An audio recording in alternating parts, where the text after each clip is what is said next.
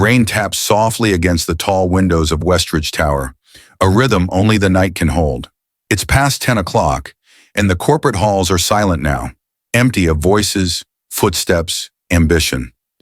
The fluorescent lights hum low. The marble floors gleam like mirrors, reflecting nothing but stillness. Marcus Hayes pushes his cleaning cart down the corridor on the 7th floor. His hands are calloused, his Navy work uniform faded at the elbows. He's 42, but his eyes carry more years than that. A single father, a janitor, a man the world walks past without seeing. He stops near the executive lounge, a glass-walled room overlooking the city. Through the window, the skyline blinks with 1,000 lights, each one a life he'll never know. He used to dream bigger, but dreams don't pay for rent or a daughter's school supplies, or the medical bills that still arrive in red envelopes. Marcus exhales. He's tired, not just tonight, every night. Then he hears it, a piano, faint, hesitant, coming from somewhere down the hall. He pauses, one hand still on the cart. The sound is soft, almost fragile, a child's touch on keys. It falters, stops, starts again, a melody trying to find itself. Marcus frowns. The building should be empty. Security locked the main doors an hour ago. He's supposed to be alone. Curiosity pulls him forward. He leaves the cart behind and follows the sound, his sneakers quiet on the polished floor. The music grows clearer as he moves. A simple tune, played slowly, carefully. There's something tender in it, something searching. He reaches the employee break room at the end of the hall. The door is cracked open. Warm light spills through. And there, in the corner near the vending machines, sits an old upright piano, donated years ago by someone who thought it might brighten the space. No one plays it anymore. Until now. A little girl sits on the bench. She can't be more than 8. Her hands move across the keys with a quiet grace, but her eyes don't follow. They stare forward, unfocused, glassy, still. She's blind. Marcus stands in the doorway, frozen. He doesn't want to startle her. She wears a yellow raincoat, still damp from the storm outside. Her dark curls are pulled into 2 small ponytails. Her shoes, bright red sneakers, dangle above the floor. She's so small, so alone. "Hello?" Marcus says gently. The girl's hands stop. She turns her head toward his voice, but not quite at him, just near him. "Hi," she whispers. Her voice is soft, shy, but not afraid. "What's your name?" Marcus asks, stepping inside. "Emma." "Emma," he repeats, kneeling down so he's closer to her level. "I'm Marcus. Are you here by yourself?" She nods. "My mom's still working. Upstairs. She said I could wait here." Marcus glances at the clock on the wall. It's late. Too late for a child to be wandering corporate halls alone, but he doesn't say that. Instead, he smiles, even though she can't see it. Somehow, he knows she'll feel it. "You play beautifully," he says. Emma's face lights up. Just a little. Just enough. "I'm learning," she says, "but I can't see the keys, so I have to remember." Marcus feels something tighten in his chest. He thinks of his own daughter, Lily, asleep at home with his mother watching over her. He thinks of all the things he wishes he could give her, all the things he can't. "Would you like some company?" he asks. Emma nods again. "Yes, please." Marcus sits beside her on the bench. The piano is old, the wood worn smooth by years of hands. He hasn't played in a long time, not since before everything fell apart, not since he was someone else. But tonight, in this quiet room, with this brave little girl beside him, he places his fingers on the keys, and he begins to play. The music fills the small room like warmth spreading through cold hands. Marcus plays softly at first, a simple melody, something from memory. His fingers remember what his mind had tried to forget. The notes rise and fall like breathing. Emma listens. Her head tilts slightly following the sound. A small smile touches her lips. "That's pretty," she whispers. "It's called Clair de Lune," Marcus says, his voice quiet, careful not to break the spell. "It means light of the moon. My mother used to play it." "Used to?" "She passed away 2 years ago." Emma nods slowly, understanding something deeper than her years should allow. My dad's gone too, she says. I don't remember him much. Just his voice. He used to sing to me. Marcus's hands pause on the keys. He looks at her, this small girl in a yellow raincoat, carrying loss like a stone in her pocket. I'm sorry, he says. It's okay. Emma's fingers reach out, touching the edge of the piano. Music helps me remember. When I play, I can hear him again. Just a little. Something cracks open inside Marcus's chest. He knows that feeling. The way memory lives in melody. The way grief hides in silence. Would you like to play together? He asks. Emma's face brightens. Really? You don't mind? I'd like that. He takes her small hand and guides it to middle C. Her fingers are delicate, uncertain. He places his own hand beside hers, showing her the pattern. C, D, E, C. Simple. Repeating. Now you try, he says. She does, slowly, one note at a time. Her tongue peeks out in concentration. Perfect, Marcus says. Now I'll play underneath. You keep that going. Emma's face glows with focus. She plays her four-note melody, over and over, steady as a heartbeat. Marcus adds harmony beneath, filling the spaces between her notes with gentle chords. The two melodies weave together, separate but whole. They play for a long time. Minutes stretch into something softer than time. When they finish, Emma is beaming. We sound good together. We do, Marcus agrees. His throat feels tight. Emma reaches into her raincoat pocket and pulls out a small braided bracelet, red, yellow, and blue threads twisted together. It's worn and fraying at the edges. My dad made this for me, she says, before he got sick. He said the colors mean something. Red is love, yellow is hope, blue is memory. She runs her fingers over it like reading Braille. When I wear it, I remember I'm not alone. Marcus feels his eyes sting. He blinks it away. That's beautiful, Emma. She holds it out toward him.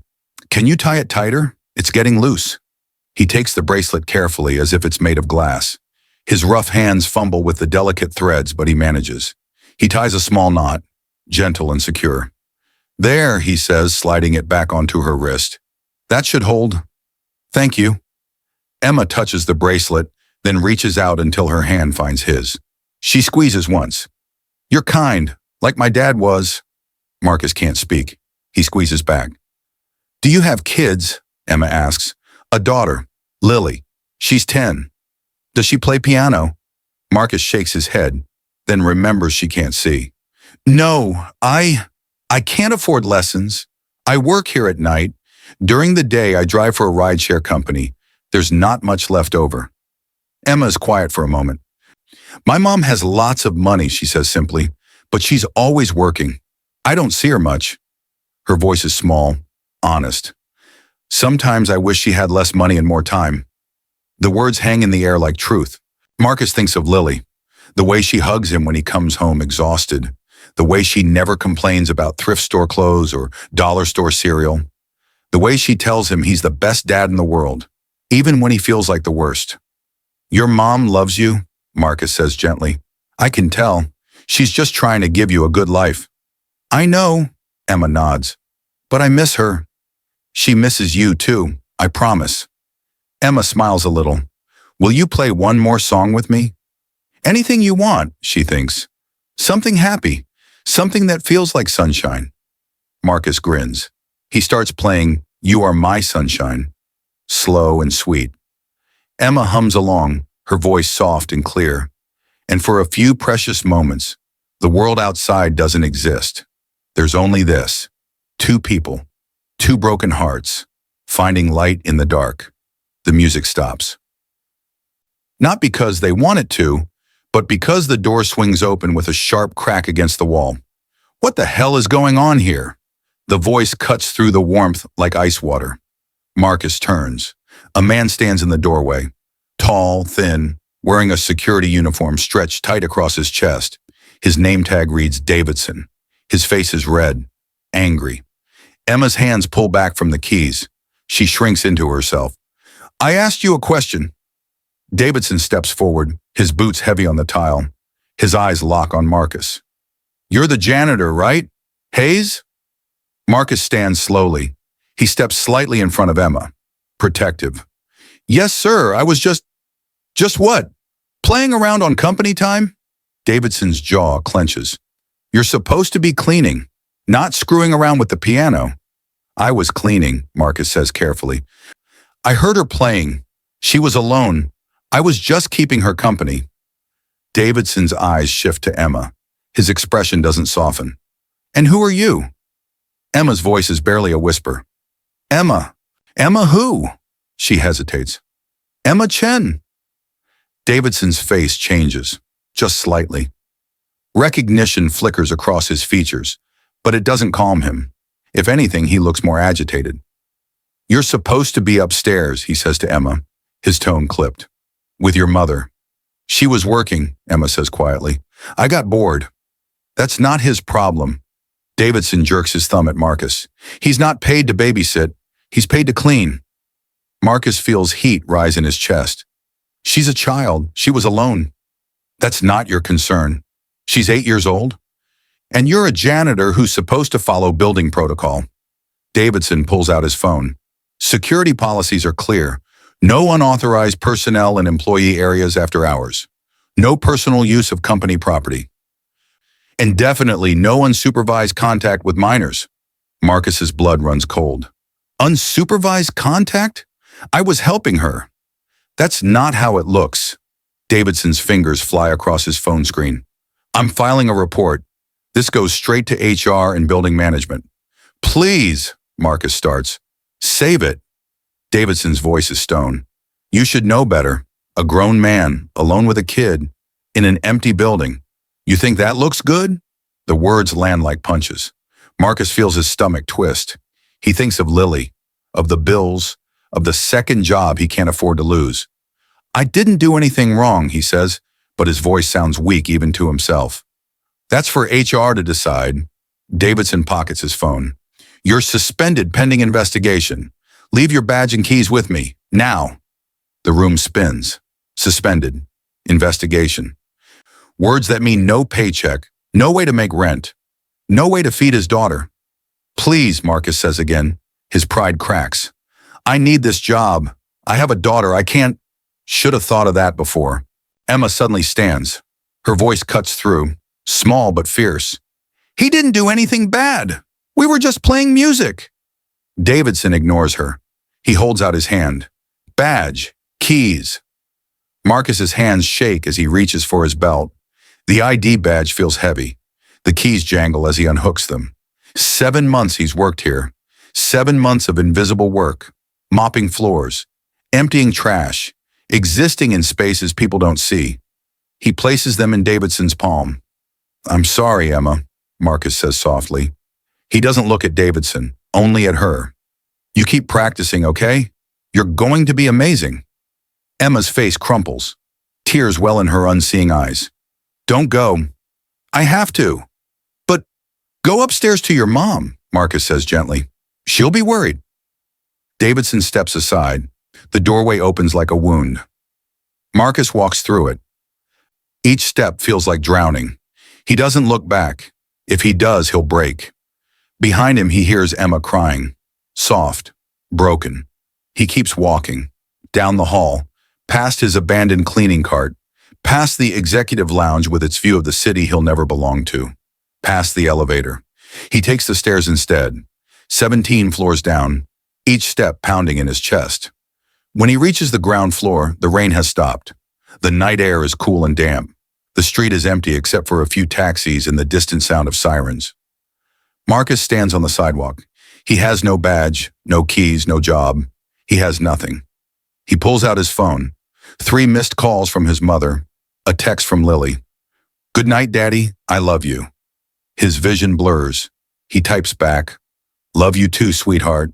He doesn't tell her what happened. He doesn't tell her that tomorrow he'll have to explain why there's no money, why they might lose the apartment, why he failed again. Instead, he starts walking, away from the building, away from the music, away from the little girl who reminded him what it felt like to matter. The city swallows him whole. Behind him, 17 floors up, Emma sits alone at the piano. Her hands hover over the keys, but she doesn't play. The silence is unbearable. And in an office 2 floors above, a woman named Dr. Victoria Chen sits at her desk, staring at quarterly reports she can no longer read. She doesn't know her daughter is crying. She doesn't know a kind man just lost everything. Not yet. Dr. Victoria Chen doesn't leave her office until midnight. She's the chief executive officer of Westridge Technologies, a woman who built an empire from nothing. Immigrant parents, scholarship student, first in her family to graduate college. She clawed her way up through a world that told her she didn't belong. Now she has everything. Corner office, 7-figure salary, respect. But tonight, sitting in the dark with only her desk lamp burning, she feels hollow. She closes her laptop. The quarterly reports can wait. Everything can wait, except the guilt that's been eating at her for months. Emma, her daughter, her beautiful, brave daughter, who lost her sight to a rare genetic condition 3 years ago, who lost her father to cancer 6 months after that, who now spends her evenings waiting in corporate hallways while her mother chases deadlines that don't matter. Victoria stands. Her heels click against the marble as she walks to the elevator. She needs to find Emma, take her home, maybe actually tuck her in for once instead of arriving after she's already asleep. The elevator descends. 17, 16, 15. It stops on 7. The doors open. Victoria steps out. The hall is empty except for an abandoned cleaning cart near the executive lounge. Strange. The night janitor usually finishes this floor by 9. Then she hears it, crying, soft, muffled, coming from down the hall. Victoria's heart clenches. She knows that sound. She runs, actually runs, her heels loud in the silence. She reaches the break room. The door is open. Emma sits at the piano bench, alone. Her small shoulders shake with sobs. Her hands clutch something at her wrist. The bracelet, the one her father made. Emma! Victoria rushes inside, dropping to her knees. Baby, what happened? Why are you crying? Emma turns toward her mother's voice. Tears stream down her face. They took him away. Took who away? Marcus, the janitor. He was playing piano with me. He was nice. He was my friend. Her voice breaks. And Mr. Davidson yelled at him. He said Marcus did something bad, but he didn't. He just played music with me. Victoria's blood turns to ice. Davidson was here? Emma nods, hiccuping through tears. He took Marcus's badge. He said Marcus was in trouble. But Marcus didn't do anything wrong, Mommy. He just didn't want me to be alone. Victoria's mind races. She pulls out her phone and calls Davidson directly. He answers on the second ring. This is Chen. Dr. Chen. His voice goes tight, professional. I was about to email you. What happened with the janitor tonight? A pause. I filed an incident report. Found him in the employee break room with a minor. Your daughter, actually. Unsupervised contact. Violation of building protocol. I suspended him pending investigation. You did what? Standard procedure, ma'am. We have policies about... You suspended a man for keeping my daughter company? Victoria's voice cuts like steel.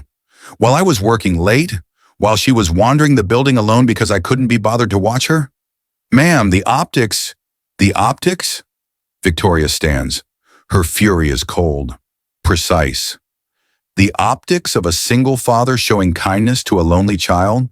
Or the optics of a company that punishes decency? I was following protocol. You were following fear. Victoria's jaw sets. Send me his file. Marcus Hayes. Everything. Now. Dr. Chen. Now, Davidson. She hangs up. Emma is watching her, or trying to. Her unseeing eyes are red-rimmed, hopeful. Is Marcus in trouble? Emma whispers. No, baby, he's not. Victoria touches her daughter's face. Not anymore. 20 minutes later, Victoria sits in her office, reading Marcus Hayes' employee file on her screen. Age 42. Position, night custodial staff. Employed, 7 months. Performance reviews, excellent. Punctual, thorough, respectful. She scrolls further. Emergency contact. Mother, Rose Hayes. Dependent, Lily Hayes, age 10. There's a note from his supervisor. Marcus often stays late to finish work perfectly. Never complains. One of our best. Victoria opens the security footage from tonight. It takes her 3 minutes to find the right camera, the one overlooking the break room from the hallway. She watches. She sees Marcus approach, sees him kneel to talk to Emma, sees the gentleness in his posture, sees them sit at the piano together, sees her daughter smile, really smile for the first time in weeks. She sees Marcus tie Emma's bracelet, sees Emma take his hand. She sees connection, kindness. The thing she's been too busy to give. Then Davidson enters. The confrontation, Marcus handing over his badge, the slump in his shoulders, the way he walks away, defeated, humiliated. Victoria watches her daughter cry. She closes the laptop. She thinks of her own father, a man who worked 3 jobs to send her to college, a man who cleaned offices at night so she could dream during the day, a man the world never saw. She picks up her phone. This is Dr. Chen. I need Marcus Hayes' home address. Now. It's 1 a.m. when Victoria's car pulls up outside a small apartment complex in the east side of the city. The building is old, the paint peeling, but the lights in the windows glow warm. She climbs the stairs to the 3rd floor. Apartment 3C. She knocks. No answer. She knocks again. The door opens. An older woman stands there. 70s, gray hair in a bun, wearing a bathrobe. Her eyes are cautious. Can I help you? I'm looking for Marcus Hayes. The woman's expression hardens. He's not here. Please, it's important. My name is Victoria Chen. I know who you are. The woman's voice is steel. You're the reason my son lost his job tonight. Victoria's breath catches. I'm here to fix that. Fix it? The woman, Rose, laughs bitterly. You people don't fix things. You break them. Mrs. Hayes, he's a good man. He works 2 jobs to take care of his daughter. He's never late, never complains. And tonight he helped a little girl who was alone. Rose's eyes shine. And your security guard treated him like a criminal. I know. Victoria's voice cracks. I know, and I'm sorry. Please. Where is he? Rose studies her, long and hard. Finally, she sighs. He's walking. He does that when he can't sleep. Riverside Park, near the old bridge. Thank you. Victoria turns to leave. Rose calls after her. Dr. Chen. Victoria looks back. That little girl of yours? Rose's expression softens. Marcus said she has a beautiful heart. He said she reminded him why kindness matters. She pauses. Don't let her grow up thinking the world has no place for people like my son. Victoria's throat tightens. I won't, she whispers, and she runs. Marcus stands on the old bridge, staring at the river below. The water moves slowly in the darkness, reflecting scattered lights from the city. The air smells like rain and earth. His hands rest on the cold metal railing. He's been here for an hour, maybe more. Time doesn't matter when you have nowhere to be. He thinks about tomorrow, about telling Lily, about calling the temp agencies again, about starting over. Again. Marcus Hayes? He turns. A woman walks toward him. Expensive coat. Heels that don't belong on a riverside path. Dark hair pulled back. Even in the dim light, he can see the exhaustion in her face. The worry. I'm Victoria Chen, she says. Emma's mother. Marcus's stomach drops. He straightens. Is Emma okay? She's fine. She's with my assistant. Victoria stops a few feet away. She's been crying since you left. Marcus looks down. I'm sorry, I didn't mean to upset her. I was just being kind. Victoria's voice is soft. I saw the footage. All of it. Marcus meets her eyes. You sat with my daughter. Victoria continues. You played music with her. You made her smile. You tied her bracelet. Her voice breaks slightly. You gave her something I haven't been able to give her in months. Time, attention, kindness. She's a special kid, Marcus says quietly. She just needed someone to listen. So do you. Victoria steps closer. I know what happened tonight. Davidson was wrong. The system was wrong. I was wrong. You didn't know. I should have. Victoria's eyes shine. I should have known where my daughter was, who she was with, what she needed. She pauses. And I should have known that the people who keep this company running aren't just the ones in corner offices. They're the ones who stay late, who care, who see a lonely child and choose kindness over protocol. Marcus doesn't know what to say. Victoria reaches into her coat pocket. She pulls out his ID badge and keys. She holds them out. Your job is reinstated with a formal apology and a raise. Marcus stares. I don't understand. You will. Victoria's expression softens. Because starting Monday, you're also the new manager of facilities operations. Better pay, day shift, benefits, and piano lessons for Lily, on the company. Marcus's knees nearly give out. Why would you do that? Because my daughter taught me something tonight. Victoria looks at the river. She said you reminded her of her father, that you were kind like him. She turns back. My husband was a social worker. He spent his life helping people no one else saw. When he died, I threw myself into work. I thought success would fill the hole he left. Her voice cracks, but it just made the hole bigger. I forgot what he taught me, that the measure of a life isn't what you earn, it's what you give. Marcus feels tears burn his eyes. He doesn't try to hide them. Emma wants to see you, Victoria says. She wants to play piano with you again. If you'll come back. Marcus wipes his face. He thinks of Lily, of the bills, of the future that suddenly looks different. He thinks of Emma, of her small hand in his, of the bracelet, red for love, yellow for hope, blue for memory. I'd like that, he whispers. Victoria smiles, really smiles. Good, because she's already planning your first lesson together. 3 weeks later, the break room has been transformed. The old piano has been tuned, polished, restored, new benches, better lighting, a sign on the wall, the Emma and Marcus Music Corner, where everyone belongs. Marcus sits at the piano, Emma beside him, Lily on his other side, her eyes wide with wonder as her father teaches her the same melody he taught Emma. Victoria watches from the doorway. She's left work early, for the 3rd time this week. Emma plays her 4 notes.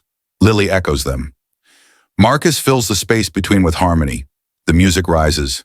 Simple, pure, perfect. And for the first time in years, Victoria understands what her husband meant when he said, "The most important things in life can't be measured. They can only be felt." She steps inside. She sits on the floor beside the piano. She listens. Emma reaches out, finds her mother's hand, squeezes. Victoria squeezes back, and the music plays on. Sometimes the people who clean our floors are the ones who teach us to see the light above them. Sometimes kindness walks in work boots and worn uniforms. Sometimes the smallest gesture, a song, a conversation, a moment of attention, changes everything. Not because it's extraordinary, but because it's human, and that's enough. Subscribe if you believe the world needs more people like Marcus. People who choose kindness when no one's watching. People who see worth where others see invisible. Share this story if you've ever felt unseen, and if someone somewhere helped you feel like you mattered. Because you do.